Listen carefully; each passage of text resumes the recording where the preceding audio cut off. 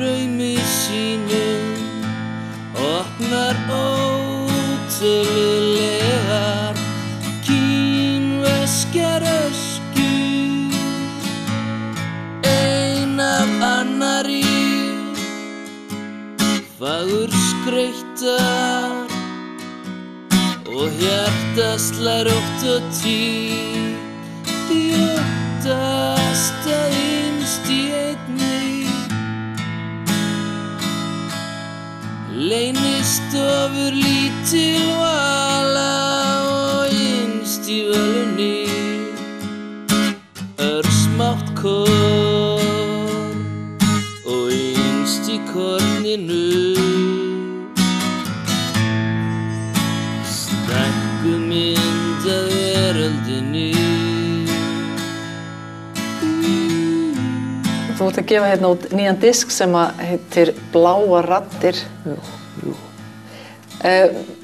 Fyrst það bara coverið, hvaða mynd þetta? Þetta eftir hennar Margréti Nílsdóttur, hún á heima á Akureyri, það á Svalbarðsströnd. Ég kynst henni hérna í Fjölbrautaskóg og mér sá þetta á netinu, hún að kynna myndinu sinna á netinu og tengdi þetta við eitt lagið á disknum, Blá mynd á kyrri nótt. Og þannig að ég og þá ég fekk leyfi til að hafa þetta á umslaginu. Fjölbrautaskólinn einmitt hans sem mikill áhrifavaldur í lífiðinu, það ekki? Já, maður segja að hluta að tengslu við þennan disk, þetta Laufey Georgs Magnússonar sem var kennari þar. Já. Og það var, ég kynntist honum svona nokkuð þarna þegar hann var að kenna mér. Í Fjölbraut? Já, fyrir svona 15 árum kannski. Kenndi mig frönsku.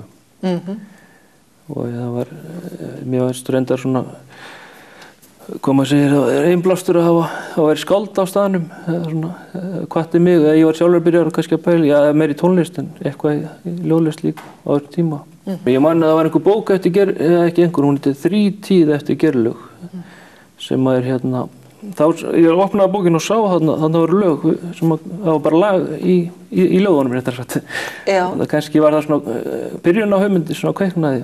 En svo eignaðist ég þessa bók, kom út 96. Þessa Þrítengt heitir hún, já. Og svo samdi ég lög við ljóður henni árið 1999. Og það þau lög sem hafa rattað inn á diskinn? Jú, það svona fengið að þróast reyndar. Eins og lagið Hringekjan nokkuð bara keimlíkt og uppruna. Það var tekið upp á segulbandstæki lítið. Og ég hitti Geirlaug vorið 99 og leyfði honum að heyra þetta. Og hann Og hvað sagði hann? Já, hann svona stappaði aðeins í takt og virðist nú vera skemmt þessi ágætlega en fannst ég heldur líka Megasi svona. En svo kom lag sem ég var með hreinni rödd, hann sagði, já þetta þú sagði hann og var svona kannski, en svo auðvitað eftir að hann kannski hvetja mig til að finna mína eigin rödd svona, sem þá kemur með árunum. Hann sterkur áhrifavaldur í lífið þínu greinilega? Jú, það var, mér fannst að vita þessum skáldum hérna á Sauðárkróki og uppruna Gyrðis hérna líka. Að þetta svona, þetta ítt undir þennan ljóða áhuga minn sem að reyndar ég hef alltaf verið í tónlist meira sem ég var krakki. Hann hefur blundað lengur. En hitt byrjaði að koma hann á unglingsárunum. Og ekki síður þá bara til dæmis texta eftir John Lennon í Beatlunum. Eins konar bulltextar sem hvöttu líka til að pröfa sem ég sjálfur. Svona að gera tilraunir. Það má líka segja að svona ljóð bjóði kannski aðeins upp á tilraunir því þau eru ekki endilega í forminu eða beinu formi.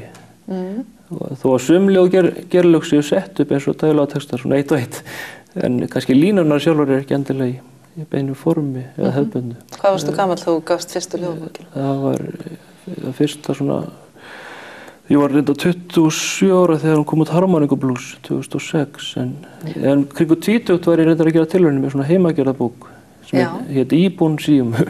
Ég reynda gaf Geirlaug eintak á henni, minnum mig. Manstu eftir viðbrögðunum? Já, hann var sett út á eitt orð sérstaklega.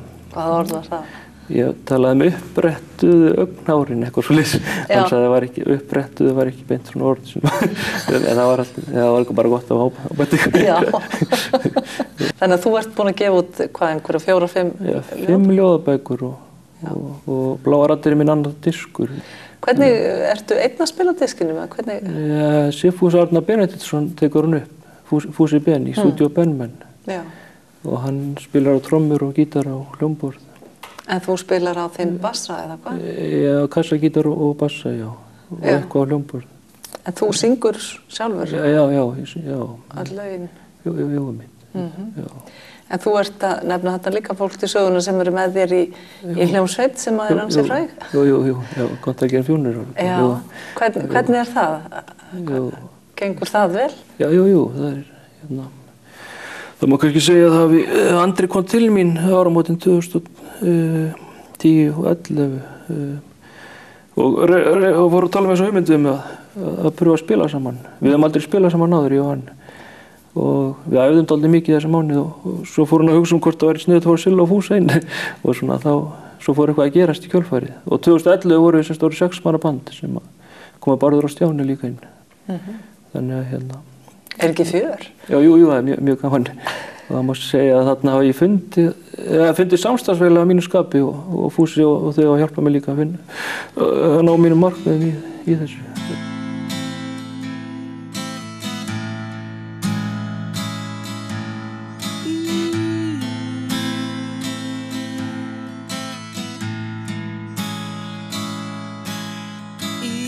Draumi sínum opnar ótrúlegar kínverskar öskjur ein af annarri fagur skreyttar og hjartað slær út og tíð jóttast að innst í einni leynist ofur lítil